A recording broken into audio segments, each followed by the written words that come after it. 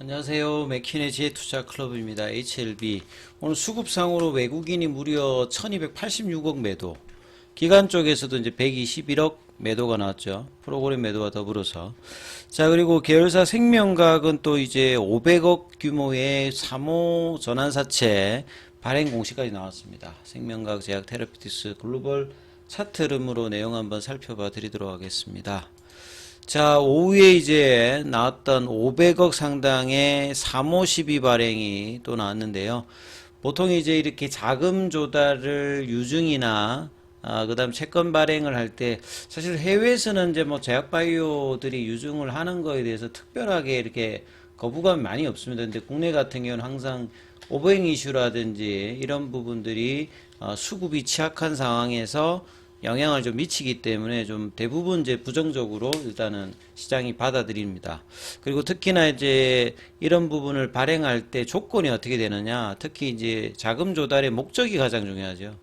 그래서 운영자금이라고 하는 말은 제약바이오들은 기본적으로 이제 판관비가 들어가죠. 그러니까 개발 비용으로 들어가는 연구 개발비라든지 그 다음에 인원에 관련되는 뭐 급여라든지 이런 부분들이 이제 비용으로 나가는 어떤 부분이고, 그렇기 때문에 이제 운영자금이 항상 얼마만큼 있느냐에 따라서 이제 R&D 가치가 원활하게 되게 되고요.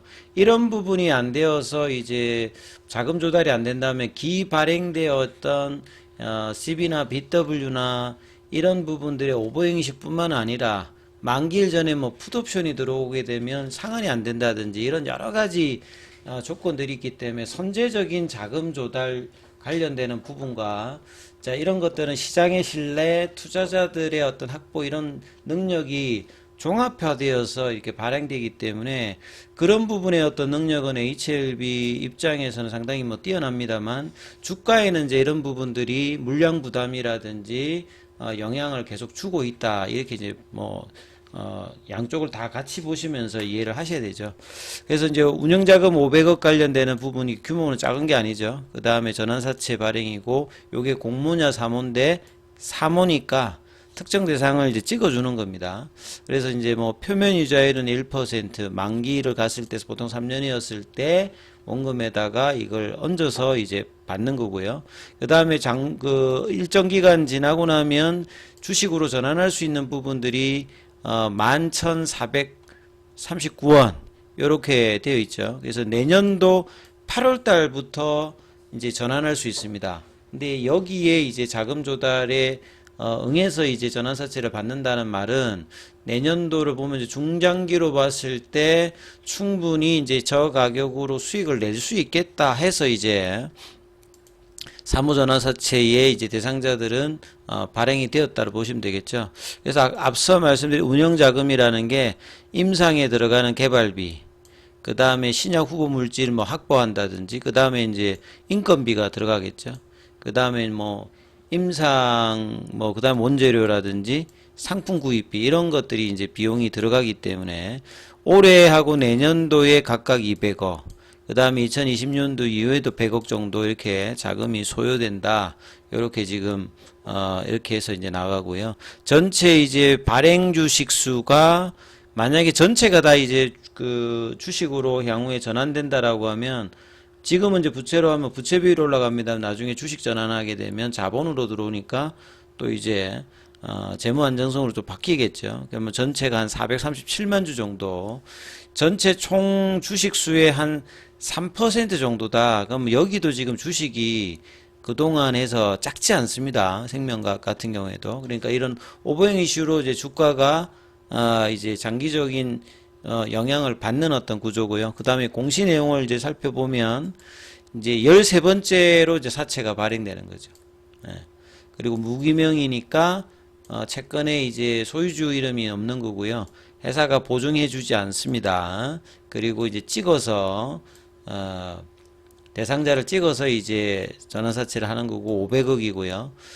아직도 발행 한도를 보게 되면 2천억대 이상이 여전히 발행할 수 있는 한도를 가지고 있습니다. 요거는 이제 정관에다가 이제 규정을 해놓은 부분들이고요. 자금 조달 목적은 운영 자금이고, 뭐 시설 자금이라든지 타법인 정권 취득 자금이 가장 기업 가치 개선에 도움되는 부분입니다. 그리고 사채 만기일은 3년 정도, 표면 이자라고 만기 이자율이 그렇게 높은 편은 아니에요. 그러니까 채권을 주로 한 건 아니지만 만기까지 갔을 때 이제 일정 이자는 있다, 이렇게 보시면 될 것 같고, 그 다음에 이제 이자 지급일이 보통 이제 3개월마다 이 표면 이자율이 있다는 말은 이걸 가지고 가면 이제 이자 지급이 되는 거고요. 그 다음에 이제 만기까지 이제 보유하게 되면 이제 요걸 얹어가지고 이제 상환해 주는 거죠. 그 다음에 이제 사모 형태고, 전환 비율은 주식으로 이제 될 수 있고, 전환가액은 이렇게 정해져 있습니다. 11,439원. 그리고 이제 이 부분들은 고정되어 있는 게 아니라, 일정 시간 지나고 나면 전환가액 조정이 있죠. 시가 하락에 대한 뭐 전환가액의 조정뿐만 아니라 뭐 올라갔을 때 상향 리피싱, 하향 리피싱 같이 들어가고, 그 다음에 이제 하향 리피싱이 되면 무한정으로 떨어지는 게 아니라, 보통은 이제 한 30% 정도의 최저 조정가액 근거가 있어 가지고, 그러니까 뭐 한 8,000원 정도 여기가 마지노선이죠. 아무리 많이 주가가 떨어져도 저 이상으로 떨어지지 않는다. 그러면 이제 뭐 향후에 주식 전환되었을 때 수익을 낼 수 있는 어떤 부분에 이제 투자를 이 사모 투자자들은 한다라고 보시면 되겠죠. 그리고 중간에 이제 만기까지 가기 싫어요, 네, 원금을 돌려주세요 하면 이제 푸드 옵션도 이제 2026년도에 있습니다. 그러니까 내년도부터는 이제 전환도 되고, 그 다음에 연도에는 2027년도 저기 되기 전에 푸드 옵션 뭐 조항도 있다, 이렇게 보시면 될 것 같고요. 청약일은 23일. 그러니까 금요일이죠. 그 다음에 납입일은 이제 그 다음 주가 됩니다. 현금으로 납입을 해야 되고, 자, 그래서 누구한테 이제 이 부분을 주는지를 보면 대상자가 딱 정해져 있습니다. 특정일에 대해서. 그래서 보시게 되면 KB증권 주식회사, 한국투자 주식회사, 여기에 50억 뭐 7억 이렇게 돼 있죠.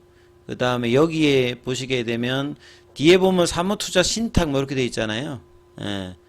여기다가 이제 주는 거고, 그 다음에 투자조합 쪽에도 보시면 요게 이제 뭐 금액들이 이렇게 나와 있죠. 여기는 한 200억 정도도 돼 있습니다. 여기. 그 다음에 스텔라 신조합에 여기 57억. 그 다음에 이제 일반 이제 법인 쪽에 있습니다. 뭐 여기에 뭐 20억도 있고 15억도 있고요. 그 다음에 뒤에 보면 이제 개인도 있어요. 여기 개인 이분 같은 경우에는 50억이니까 상당히 투자 규모가 크죠. 그 다음에 이제 15억도 있고 뭐 1억 투자하시는 분도 있고, 그래서 개인과 법인을 합해가지고 500억대 투자를 한다, 이렇게 이제 보시면 되겠죠. 운영자금 형태이고, 이런 어떤 이제 재무적 투자자들은 이제 수익이 나면 향후에 주식 전환해서 이제 이런 부분들이 또 물량으로 500 이슈가 될 수 있는 어떤 부분이다, 이렇게 봐야 되겠죠. 그리고 오늘 HLB는 수급상으로 보시게 되면 외국인들이 무려 1286억을 코스닥에서 가장 많이 매도한 게 HLB입니다. 그 다음에 기관 쪽에서도 HLB를 두 번째로 많이 매도했어요. TDS팜 같은 경우는 뭐 신규 상장주니까 실질적으로 외국인 그 기관들이 가장 많이 판 종목이 HLB입니다, 오늘. 그 다음에 또 알테오젠이 있고 뭐 ST팜이 있는데, 주로 이제 외국인들은 이제 HLB 제약이라든지 테라피틱스도 뭐 매도를 했던 어떤 부분들. 그래서 오늘 제약바이오 쪽의 수급들이 외국 기관 쪽으로 안 좋았기 때문에 뭐 지수에도 뭐 영향을 좀 줬다, 이렇게 보시면 될 것 같고, 자, 이 뭐 지난주 금요일부터 3일 동안에 견조한 흐름을 보였는데 거래량이 부족했습니다만 그래도 흐름을 유지하고 있었는데, 자, 오늘 거래가 더 많이 이제 8월달 가장 큰 거래로 21일 편까지 돌려놔서 이 82,000원대의 이제 지지 흐름들이 어떠냐가 중요하고, 이제 계열 종목에서는 생명과학 같은 경우가 11,000원대를 정말 어렵게 플랫형으로 가면서 최근에 어제 돌파를 시켰는데, 이게 한 방에 그냥 내려와서 내일도 만약에 이제 추가 하락하게 되면 다시 일봉상에 전환이 나오거든요. 여기 이제 볼린저 밴드 하단 부분에서 이제 지지하는지 흐름을 또 확인해야 되는, 볼린저 밴드 하단선은 이제 1200원대인데 이제 그러면 원봉의 시가 라인 저항대가 돼버리죠. 여전히 이제 11,400원대가.